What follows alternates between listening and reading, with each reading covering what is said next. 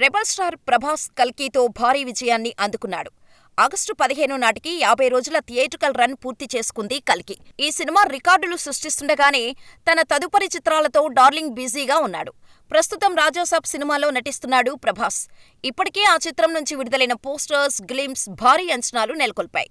మిర్చి తర్వాత అన్ని యాక్షన్ సినిమాలు తీస్తున్న రెబల్ స్టార్ రాజాసాబ్లో లవర్ బాయ్గా కనిపించనున్నాడు. ఈ చిత్రం రొమాంటిక్ కామెడీ హర్రర్గా సాగనుంది. ఇదిలా ఉంటే హను రాఘవపుడి దర్శకత్వంలో ప్రభాస్ ఓ భారీ పీరియాడిక్ సినిమాలో నటించనున్న సంగతి తెలిసిందే.